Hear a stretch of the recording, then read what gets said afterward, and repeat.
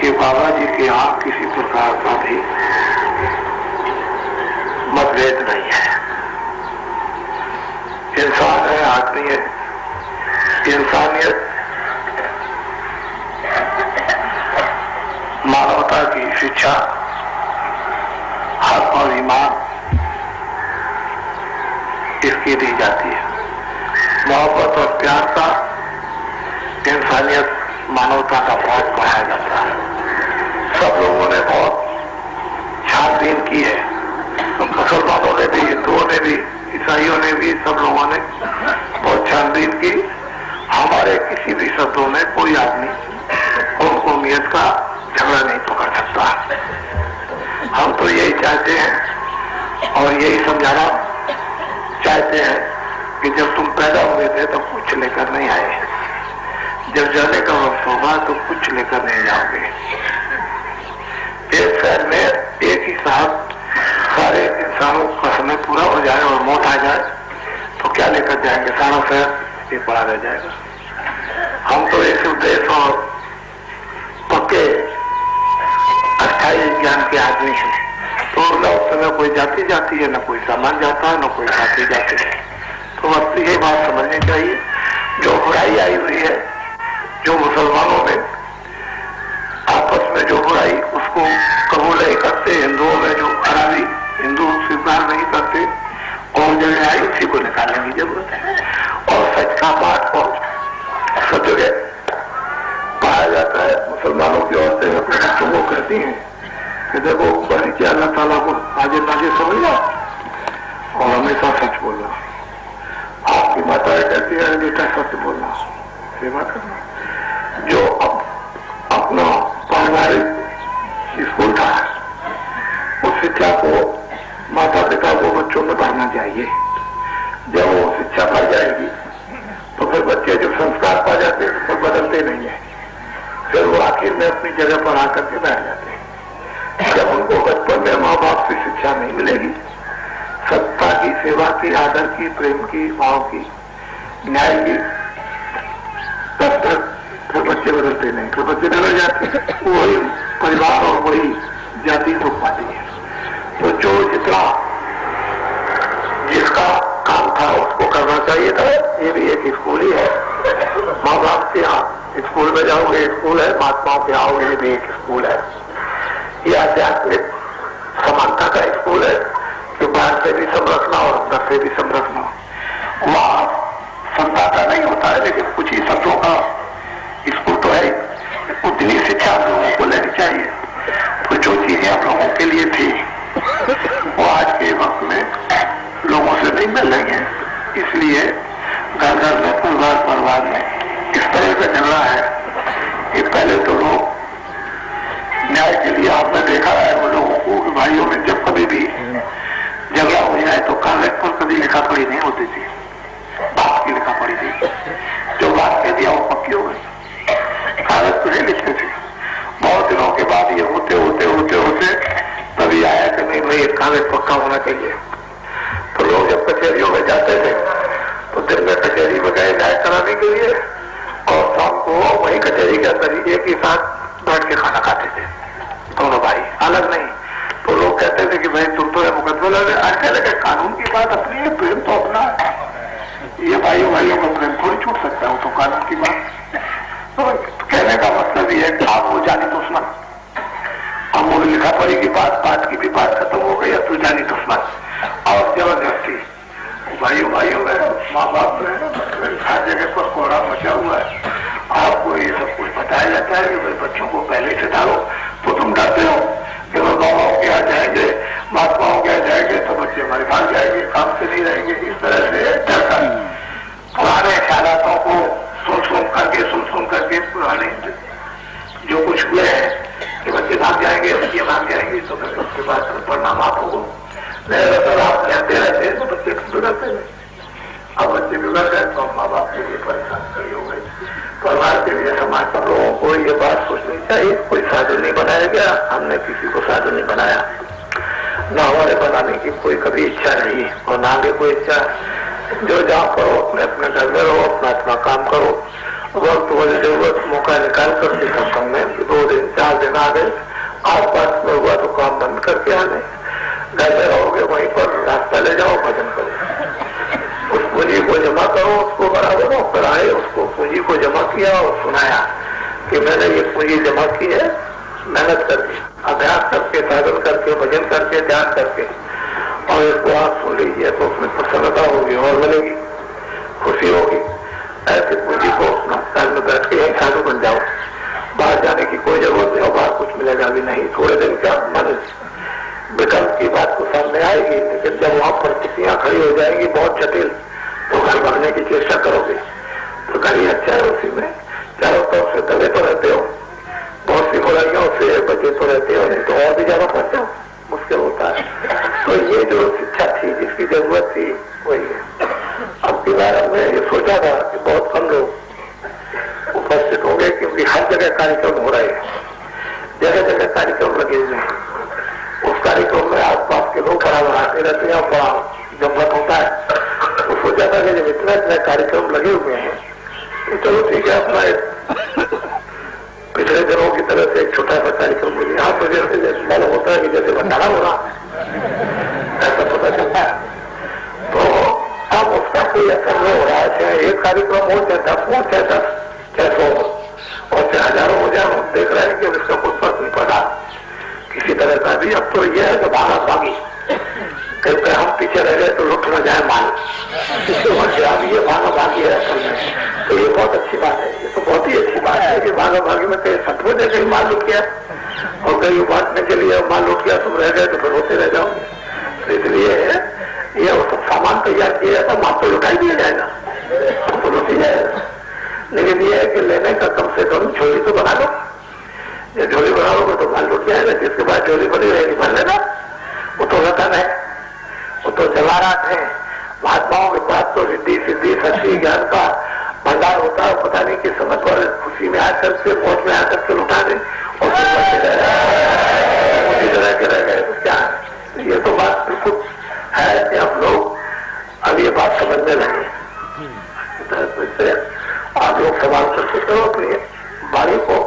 देखो दूसरी बात यह है कि तुम 2 आदमियों को अपने आचरण से नहीं सुधार सकते तो फायदा क्या। तुम 10 को बिगाड़ दो और 2 को संभाल ना सको तो फिर तुम्हारे अंदर कोई माता नहीं है। पढ़ने लिखने का नहीं होता है वो तो, पढ़ने लिखने की कोई विशेष बात इस आंख से वही देखते हो, कान से वही सुनते, बाढ़ से वही बोलते हो, रोटी वही खाते हो। रात को उसी तरह से पढ़ा लिखा अनपढ़ हो जाता है, सबकी मौत हो जाती है। मरने की दशा तो सबकी हो जाती है, उसमें तो कोई फर्क होने वाला नहीं है। रोटी खाओगे चिम्मच से, हाथ से खाओगे तो फिर जाएगी तो मुंह में होकर के और कहीं चली जाएगी। तो पढ़ने लिखने से क्या हो तो बात करेगी। तो पढ़ने लिखने की समझदारी तो ये होती है कि हम सब चीजों को समझ गए और समझ करके शब्दों का प्रयोग करो, तब तो ठीक है। तो इसलिए आप लोग नए लोगों पर ऐसा अपने आचरण से प्रभाव डालो कि दूसरे भी खींचते चले आए। वो तो मतलब ये है कि जो सुनी सकता है वो तो अपना काम करके खींची लेगी, उसमें तो छोड़ नहीं सकती है। लेकिन ये टुकड़ा आपको सिरे क्या मिलेगा, आपको क्या मिलेगा, वो तो करने वाला तो कर ही लेगा। उसको क्या, उनको तो आपकी जगह से नहीं दूसरी तरह से खींच करके ले आएगा, उसके तो रास्ते लगा आप लोग बैठे रह जाओगे। ऐसा आचरण करो, अपना ऐसा विचार रखो, ऐसा प्रेम रखो, ऐसी भाषा रखो। यह है जवाब सीरी और मुलुकीरी। ये जवाब सीरी होती है मीठी, तो मुल्क को लोग हुकूमत करते हैं। जब ये बर्बाद हो जाए तो कहता हूँ हुकूमत से लोग तो क्या हो, ये सीरी जवाब रहना चाहिए। इतने लोग देश के अंदर हैं, एक आदमी इतने वो घेर करके डाले हुए हैं, तो आखिर ये करवा रहा है तो कैसे काम चलेगा। तो सीरी जवाब मीठी, मोहब्बत और प्यार से भरी हुई। ऊपर से शिक्षा के लिए तो तुम 2 शब्द कुछ भी कह दोगे, अंदर तो दिल में तो प्यार है। अगर मान लो कि 10 बच्चे होते हैं, खराब हो जाए तो उसके माने ये थोड़ी है। लेकिन हाँ ये है कि अगर मान लो थोड़ा हो गया तो चीर फाड़ करके मोबाइल निकाल लिया जाए। तो महात्मा तो इससे सोच के है कि लगे रहते हैं और वो चाहते हैं कि सभी लोग ठीक हो जाए, सब अच्छे हो जाए। तो यही बात है। तो आप ऐसा रखो सीरी जमान मुलुकीरी, उसकी जो उसकी बुराइयां है उसको अवगत कराओ। तो भाई तुम फंसे हुए इसमें, तुम्हारा नुकसान, ये ठीक है, ये करोगे तो तुम्हारा भला हो जाएगा, तुम्हारा अच्छा हो तो इसमें कुछ नहीं। ये समझेगा कि यही तो मेरे लिए शिक्षा है। बुरे से बुरे आदमी को आप अच्छी बात कह दीजिए और उसको बुरी में बता दीजिए मीठे शब्दों से, तो समझ जाएगा। ये चोर क्यों बदल जाते हैं, डकैत क्यों बदले? हमारे यहाँ तो ऐसे खूंखार है, इसी सत्संग में ऐसे खूंखार आदमी को आदमी नहीं समझना, ऐसे तो लोग साधु बन गए। और जब से वो अपने को बदले तब से फिर कभी उधर मुड़े ही नहीं। एक दो की मिसाल नहीं है, बहुतों की मिसाल है। तो कहने का यह है कि सच्चाई जो है दिल को खींचती है, और दिल में सच्चाई नहीं है तो फिर खिंचाव नहीं होगा, बनावट से काम नहीं हो सकता। तो इसलिए दिल में सच्चाई, मोहब्बत और प्यार हो, और ये हो कि ये इसका सुधार हो जाए, भला हो जाए। इसीलिए सब लोग अपनी सीढ़ी पर आ जाते हैं। और भक्तों ने और क्या काम किया था, महात्माओं के सामने ऐसे भक्त हुए, उनका थे वो इधर उधर चले गए और उन्होंने 4 पीठ बना दिया और कहा प्रचार किया। उनके वसूलों पर, उनके नियम पर झूठ गए, दुनिया बदल गए। महात्मा तो चले गए, लेकिन उन्होंने शिष्यों ने उसी वसूल को अपना करके दुनिया को बदल दिया। तो इतिहास तो इस तरह से बन जाता है भक्तों का। तो आप सब लोग जो परमपिता उस लोगों का जो नाम भेद आपको मिला है, नामदान, उसकी तो आप हर हालत में कमाई करो। हर वर्ष के लोग उसकी कमाई करें, मुसलमान हो, हिंदू हो, सिख हो, ईसाई हो, कोई भी हो, उसकी कमाई करो। धीरे धीरे धीरे धीरे जब कमाई करते जाओगे तो एक जज्बा देश कीमती आपके अंदर प्रकट हो जाएगा। अब वो एक दौलत है, एक शक्ति है, वो काम करेगी। और जब वो मालिक अपनी शक्ति को डिस्ट्रीब्यूट करता है अच्छा मकान बनाकर, तो फिर उसके द्वारा वो काम करा लेता है। वो एक ही जगह बैठ करके काम करा लेगा, और जब शक्ति को प्रवेश करता है तो वो शक्ति पर काम करती है। शक्ति वहीं पर काम करेगी जहां पर उसका स्थान होगा। स्थान बनाने की जरूरत है हम लोगों को। तो ये जो अनमोल नामदान जो मिलता है, जिसको आप जल्दी और तत्काल बिना अनाधिकार चेष्टा प्राप्त कर लेते हो, जिसमें कोई मेहनत नहीं, जबकि बड़ी मेहनत करनी पड़ती है। इसको प्राप्त जानने के लिए बड़ी परीक्षाएं होती थी, लेकिन अब कुछ नहीं। अब तो समय के क्षणों को गिना जाता है कि कहीं निकलना जाए। एक क्षण में भी अगर वो स्मरण कर लेगा तो इसके काम आ जाएगा। पहले के लोग ये नहीं, शरीर बर्बाद हो जाए, लेकिन परीक्षा जरूर करते थे। उनकी परीक्षा में टिक गए तभी ये भेद मिलता था, वैसे मिल नहीं सकता था। अब वे सोचते हैं कि परीक्षा में तो वैसे भी नहीं टिक सकता, और समय इसका निकल जाएगा। तो फिर महात्मा फिर उसको पकड़ा देते हैं कि भाव अभाव अनकाल हो। भाव में अभाव में, कभी परेशानी में, कभी ये कुछ करने लगेगा तो उसी में इसको कुछ न कुछ मिल जाएगा। तो इसके लिए सहयोगी हो जाएगा, आत्मा का रक्षक बन जाएगा। नाम की तो चिंगारी है, कभी निशाना बन गया तो कोई मिल गया, उसके लिए तो अमूल्य चीज है। तो वो नाम की कमाई आप करो। दूसरा ये परिवर्तन जरूर होगा। हमारी इसी बात को याद रखो, परिवर्तन होगा, लेकिन नए ढंग से, नए ढांचे से परिवर्तन होगा। और आज तारीख 30 है, ये जुलाई का महीना है, तारीख 30 है, 1984 है। आज ये तीसरा दिन है। आपके ये 3 दिन इन ऐसे चले गए जैसे कि कुछ यह समय नहीं लगा। जब कोई काम होता है तो उसमें इसी तरह से निकल जाता है। हम लोग खुद ही सोचते हैं, लोग आते हैं आज कहाँ चले गए, समय खत्म हो गया, अगर कोई तीसरा दिन है आज और कल चौथा दिन है। 4 दिन का कार्यक्रम, 1 दिन आने का 1 दिन जाने का, तो वैसे 6 दिन हो गए। अगर गृहस्थी के काम में है तो ये खुराक है इसको लो। और आपकी बात वो तो मालिक मदद करता ही है। हमने विशेष बात आज दिन में ये कल बताई थी कि लोग आप अपने खर्चे जो बहुत बड़ा रखे, आपने फजूल जिसका प्रयोजन नहीं है और कर डालते हैं उन खर्चों को खुद सोच करके कौन सा फजूल खर्चा हमारे शरीर पर है या हमारे घर में, उसको थोड़ा कम करो, कम करो। देवियां भी जो भी कोई फजूल खर्चा हो उसको थोड़ा कम करें, और पुरुष भी जो भी उनके अंग के साथ में कोई फजूल खर्चा लगाओ, जिस खर्चे से बहुत नहीं हो सकती। खाना तो है ही, कपड़े तो काम नहीं है, ये तो काम करना बच्चों की सेवा करनी है, बच्चों को खिलाना, लगे रहते शरीर के साथ फजूल खर्चे लगे रहते, उनमें से कम करो अपने आप। इस गंदा से नया में मुसीबत आ गई। मान लो कि जिस चीज की आदत आपको पड़ गई और बाजार में वो चीज नहीं मिली तो आप परेशान होता, पैसे भी घूमोगे, चीज नहीं मिलेगी, फिर क्या करोगे?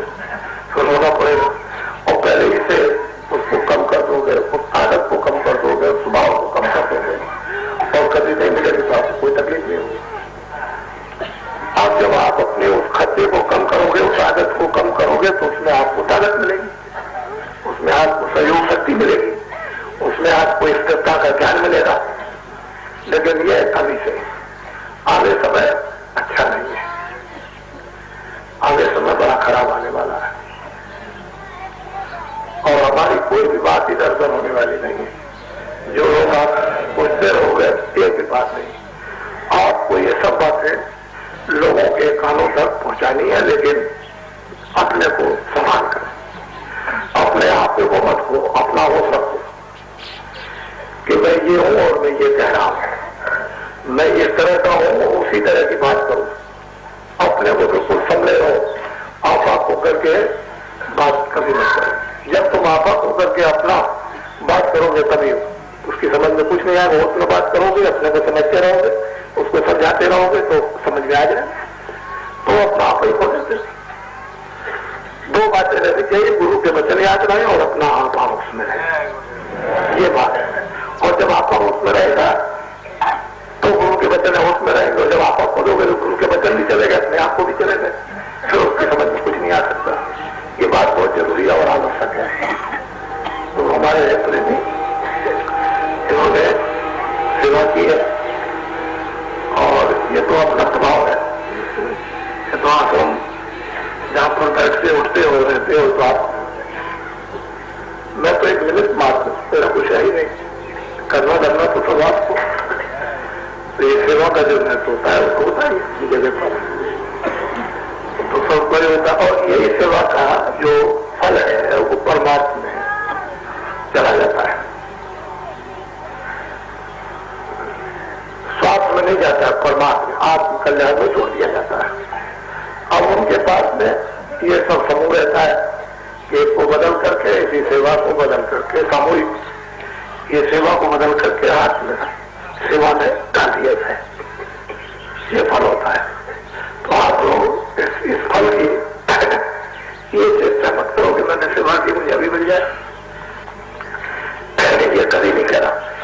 दया मांगते रहो, ये कृपा कर दीजिए, ये पता करो, लेकिन जो कोई भी पूंजी जमा की उसकी वजह मान मत लो, हमको दे दीजिए, अब हमको और कुछ नहीं चाहिए, हमारा यही ठीक कर दीजिए।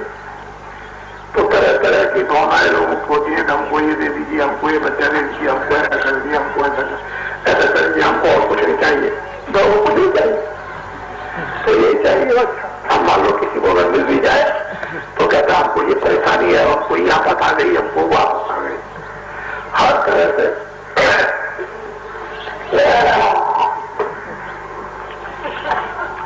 तो जिसने भी सेवा करो आंतरिक होता है, वो परमात्मा उसको प्रेरित हो जाने दो, और बाकी रखिए तो दया करके ऊपर होगी, उसमें ये हो जाएगा कि इधर से भी हो जाएगा, उधर से भी ठीक हो जाएगा, दोनों तरफ से।